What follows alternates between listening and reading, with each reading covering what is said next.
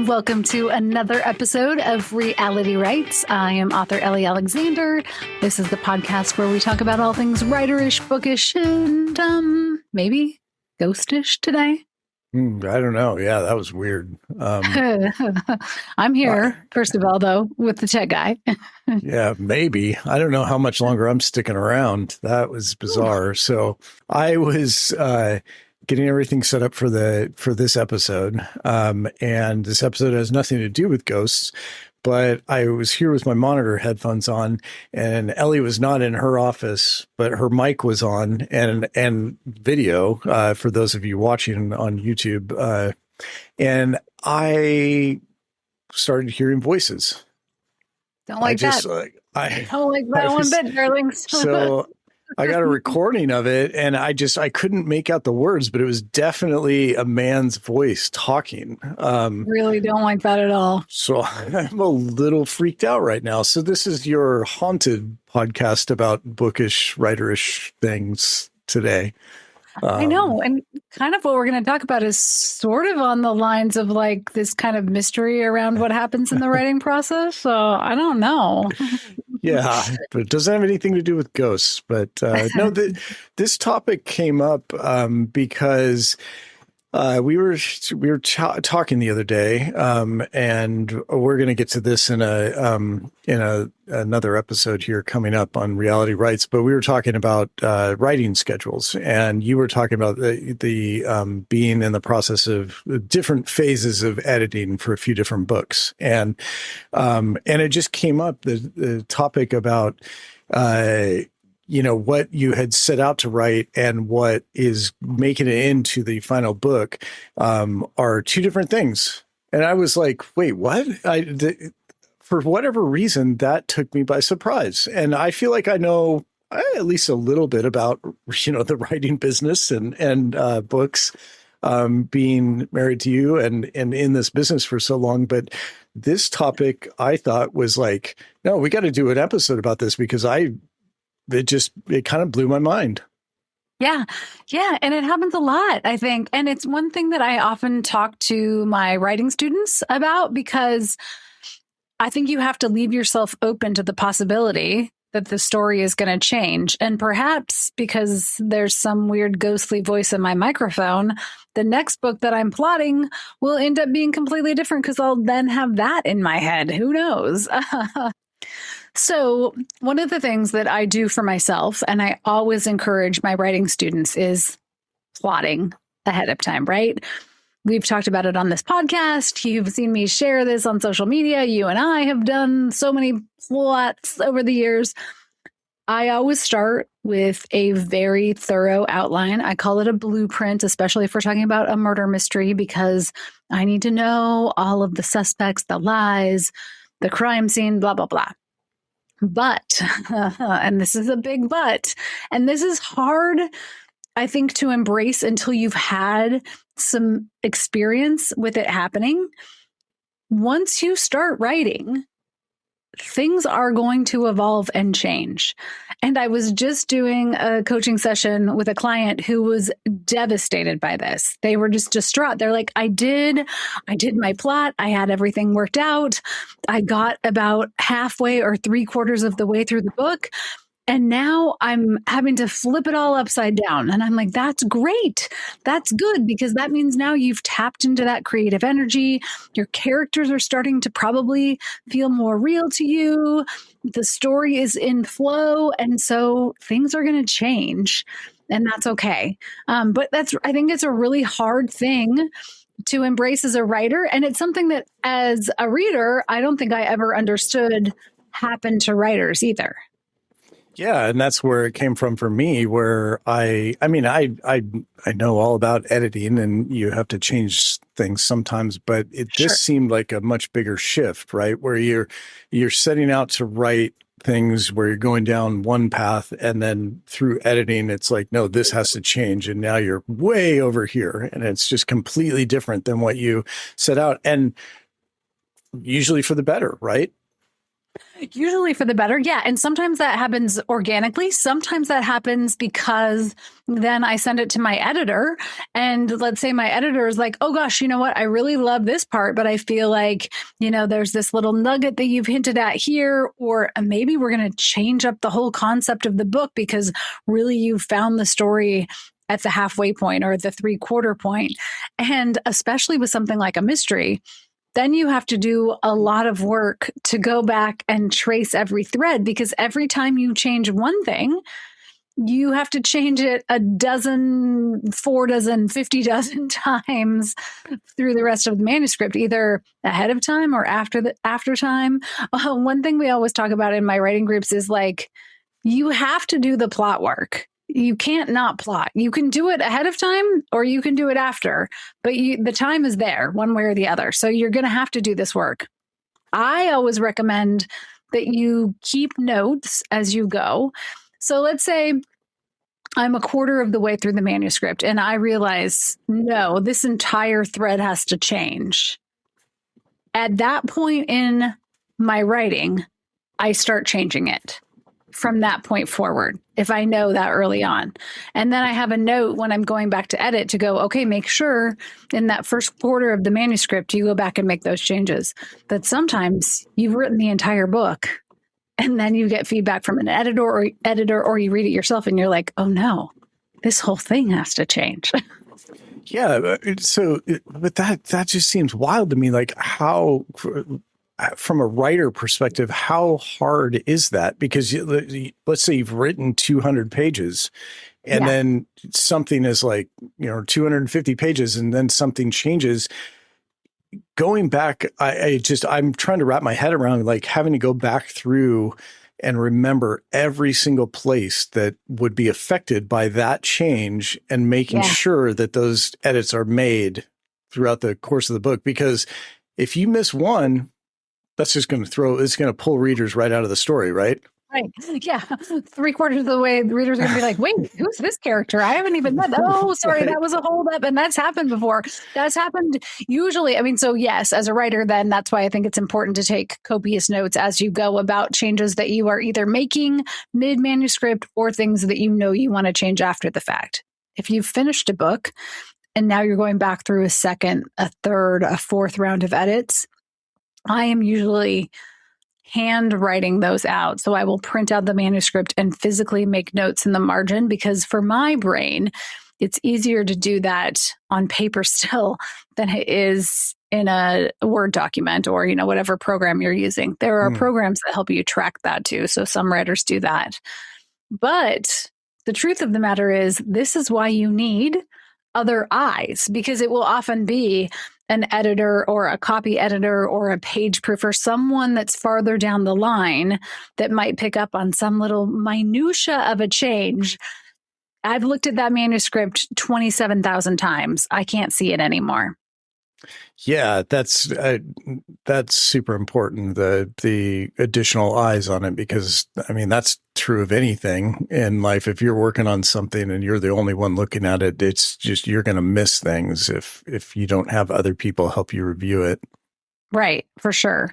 But I don't think you should panic if you're a darling out there that's working on your first project and you've realized halfway through you have this aha moment and you're like, oh, it would be so much better if blah, blah, blah happened. Now, let's say that you're getting a lot of outside feedback on your manuscript. Maybe this is coming from early beta readers. And if you're not familiar what a beta reader is, these are readers who look at the manuscript before you would send it to an agent or an editor, etc. I always recommend that you get a variety of beta readers and that you comb through that feedback and you look for parallel themes. So if you're seeing, 3 or 4 beta readers are pointing out like, oh, I think this part of the story could use some eyes, or I don't think this part of the story is working, or I got bored here, or, whatever it is, and you start to see a trend, I think that's a point that, you might want to pay attention to. If you get feedback that comes through that feels like it's just completely out of left field and it doesn't resonate with you, I mean, ultimately, it's your book, it's your story, you get to decide. But I do think being open to feedback 99% of the time makes my books that much stronger. Yeah, that's a good point. The one area I would say, though, that the changes, like editing changes that are required, whether it's something the author comes up with themselves or their editor suggests later and everything, the one thing to point out for readers, I guess, would be those sampled chapters of a forthcoming book that are at the end of a book. Because there are going to be things that change in that, and that's totally planned. Like, I mean, not that changes are planned, but it's expected that those chapters are not final, at the end of the book, right? No, so that process is like, I have delivered, let's say, book 24 of the Bake Shop Mysteries. It's going into production. And so it's already, like formatted. There's cover art. They're getting it up for pre-order. I haven't at this point started book 25, but my editor will reach out and say like, hey, we'd like a first chapter or two to include in the back of book 24. So then I am quickly like, okay, I'm going to sketch out the plot and I'm going to have a couple chapters written, but that book is not finished at that point in time. So odds are really good, pretty high, that some things are going to change there for sure. Yeah. No, I mean, a great example, I think you've heard from several readers over the years, that one of the Bake Shop Mysteries, I think when Carlos's son, Ramiro, right? Yeah. When he's first introduced, it's in some sample chapters at the back of one of the books, and he has a totally different name. Right. Yeah, because I hadn't met him yet. So I'm like, that seems good. Oh, no, that's not going to be his name. Yeah, right. Definitely. Right. But, I do think it is those bigger structural changes, and that takes a lot of time from a writing perspective, but I also think it's always worth putting in the energy to make sure that you get something that's right. You don't want to put something out that feels like it's half-assed, it's barely done. You want to make sure that what you're sharing with readers feels so good to you. I always tell my new writers that you should be to the point that you literally cannot look at the book again. You're so sick of it. You cannot see it. That is your sign that it's time to send it to somebody else for fresh eyes. Yeah, this all makes sense, but I'm still it's boggling my mind that, the name change example, that seems like an easy fix, because no matter what word processing program you're using, Word, Pages, whatever, you just, you type in Steve, and you want to change Steve's name to Mike. Yeah. Super easy. But it's the plot pieces that, like, that just seems like so much work. I don't, maybe I'm alone and think of this. I'd love to hear from the darlings out there. Like, leave a comment if you think, tech guy, that's easy stuff. But I can't imagine I'm the only one that's like, that seems really, really like a really, really big deal. If something structural changes, because you can't really just do a search and replace in your word processing program for that, right? No. And I've had the experience sometimes where it's like, maybe I should just go back and rewrite the whole book. Like, that might be faster. Really? Yeah. Yeah. And sometimes that's it. And then the other piece of it is sometimes, and especially I think when you're new to writing and you're finding your voice and you're finding a story, sometimes that story is just your practice story. Really? And maybe it never goes anywhere else. And I've had plenty of those over the years where it's like, oh, I'm deep into this. And then I finish it and I'm like, okay, it's not that. But in the middle of that, I found this little nugget and now I'm going to follow that. Wow. That practice story. That is, that's nuts. So where do most of the changes come from? Or is this something that just, is it different for every writer, every project? Like are like these structural changes just coming into your head as you're writing as an author, or are most of them coming once you get to the editor phase, when like your publisher's editor is looking at the book? Yeah, I think it totally depends on the project. I think it depends on the author, the editor. I've certainly had instances where, I've written an entire book and I'm sure I know who the killer is. And then I get to the end and I realize, oh no, it's not that person at all. It's actually this person. And by the end of the book, I know why that suspect is so much stronger in terms of a motive, etc. But now I have to go all the way back to the beginning and start over because I have been trying to throw suspicion 20 other ways. And so not only do I have to fix now the killer's thread and what the killer is revealing, as I go through the entire manuscript, I also have to look at all of the other suspects because every few chapters, I want the darlings going, oh, it's definitely them. Oh, no, there's some big reveal that sends me down a path towards somebody else. So you're not just fixing one thing at that point in time. You have to go back and fix every single thread. Yeah, wow. I guess that works in the book itself, but your hands are kind of tied if you've already laid the groundwork that's in previous books, right? And you decide something should be different with a character or a plot, but you've already got things established in, like, let's say books 1 through 3. You can't really change things up at that point, right? This is where soap opera writing is so fantastic because I wish I was writing a soap opera because then you could be like, dead, dun, dun, dun, she's possessed, like, whatever. Yeah. Get back to my days of our lives obsession in high school. Right. No, you have to be really careful about that, which is one of the reasons, especially when I'm working with new writers, that we do so much work that feels like, come on, just let me get to the story. Like, I want to start writing. And it's like, no, we're going to talk about your protagonist growth arc. We're going to build out the world of secondary characters and what their growth arcs and challenges might be. And we're going to set the world and we're going to expand the world because you don't want to get boxed in later on. You might get to book 3, 4, 5 and go, oh no, that was such a missed opportunity. So I think it's important to have a strong base and foundation to work off of. And then it's a really tricky balance because you also don't want to plot so heavily that you're not leaving yourself open to changes and possibilities that do inevitably always show up in the process of writing a first draft. So, if you're like, oh, I know exactly what's going to happen in book 9, and then this cool character shows up or some new love interest or whatever it is, like, you might have to ditch all that plotting. Wow.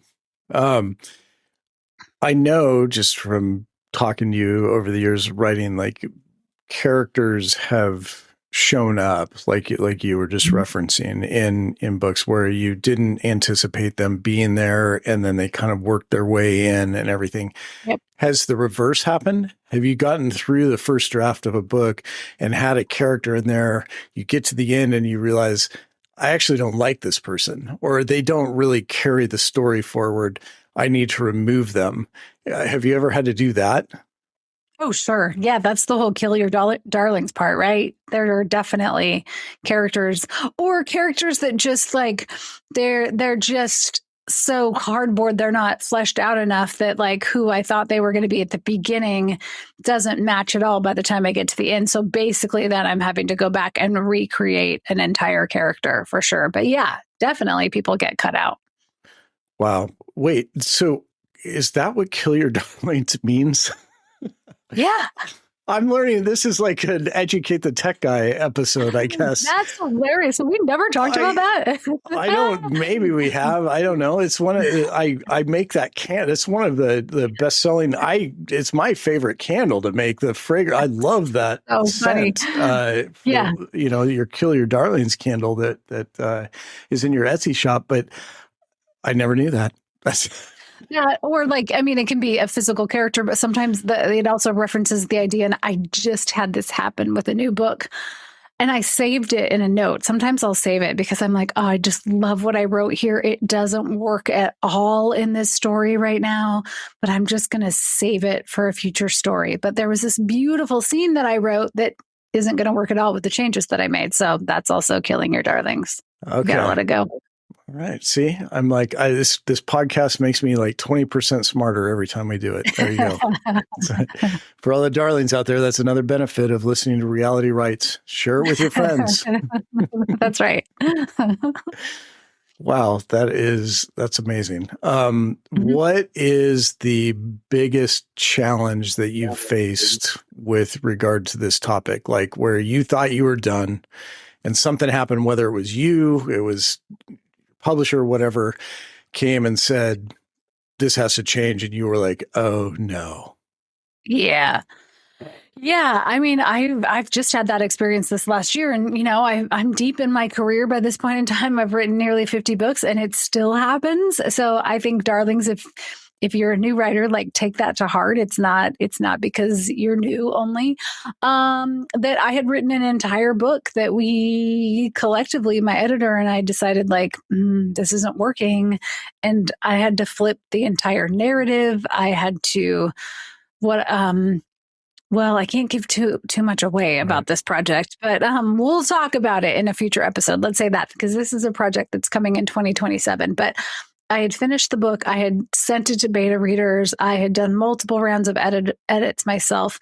I sent it to my editor, and she's like, "Eesh, this isn't working like this." And when we had that discussion, I really saw what she was saying and agreed. So I basically I bloodied that book. I killed pretty much the entire book. It was big murder, big murder.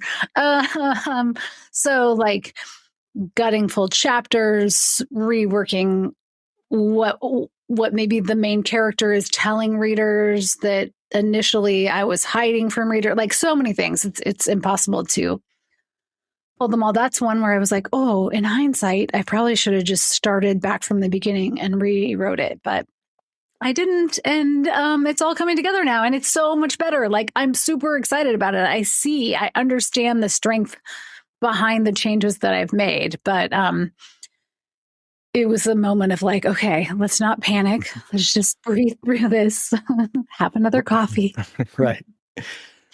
So for the darlings out there, that was a little bit of a cheat because obviously I knew what the answer to that particular question was, but I did want to see what Ellie would say because I just want to clear it up because I think right now some of the darlings are like, geez, man, tech guy, what the hell? Like you had to have seen that happening, right? You know that you're crying in my office. Right. No, so I did. It was, you're always very focused and very concentrated when you're writing. This took it up a notch for sure. During that process. But I've also when it's funny you said that, it clicked. And when it did click, it was cool to see that actually happen where you were just like, oh, okay, got it. And then you were just like, you just now we're off. Exactly. Yeah. So do you think that these kind of changes are, unexpected edits, unexpected changes like this are a good thing for writers? Like it helps them grow, or is it a challenge that's going to frustrate people more than help them? I think absolutely it's a challenge that can help you grow. It doesn't mean that it's not frustrating in the process, but it's pushing through that discomfort. It's pushing through the oh my gosh, how am I going to fix this? That usually gives you such great insight and a breakthrough, like that moment that you're just talking about, where it's like, oh, okay, that does not happen overnight. I mean, sometimes it does, but a lot of times it means you're going back and you're relooking at something multiple times. And I do think if you get to that point where you are so frustrated with it, it's important to walk away and to get somebody else's perspective on that, even if it's not a professional editor, if it's your partner, your friend, like whomever, call your mom. Yeah. No, I mean, you've talked about that a lot on multiple episodes of Reality Writes, that beta readers and having other sets of eyes from people that you trust on, Sure. who you trust on your work before it goes out to the world. So, all right. Well, any other last pieces of advice for people or for the darlings out there on this topic? I mean, I think it's fun to flip it from the reader perspective. It would be really interesting. I don't know how I could share it, but to show like what the book that I thought I started writing was versus what you darlings end up with in your hot little hands. And sometimes it might look pretty close, and sometimes it might be a completely different book. But we're discovering that together, which hopefully is part of the fun. That's great. That's so great. All right. Well, I'm going to wrap that up for this topic, but I do have a special little bonus at the end here because a couple episodes ago, I talked about a new feature that we have in the show notes of each episode of Reality Writes, where you can send us a message. And I asked people to write in. This particular episode, we were talking about your new book, Death in the Dark. The second book in the novel detective series. And I just wanted to read this message that April from Utah sent in. Oh, April, hi. Yeah. She says, "Hi, Ellie and Tech Guy. Love this episode. I think you can totally have a mystery without a dead body. I really like the Aunt Dimity series by Nancy Atherton. It has numerous books with mysteries that don't involve killing someone. I think the community that the novel detectives is written in is rich enough to support a mystery without a body. Thanks, April." Oh, thanks, April. Yeah, because we had been talking about the novel detectives and kind of how the setting and kind of overarching story of that particular series kind of opens you up to other options besides just murder. Yes, and if other darlings want to leave us a message, they can do that in the show notes, and they can also leave a voicemail too, right? That's right. Yeah. So I would love to hear from you. You can, if you're on YouTube, you can leave a comment. It's just the same. But if you're listening to this on your favorite podcast platform, click the send us a message link in the show notes, and we'd love to hear from you. Yay. Well, on that note, until next time, I guess it's going to be me and my microphone ghost working away on some edit. That's right, because I'm moving out after this, right after I finish editing this episode. Bounce. All right. Until next time. Till next time.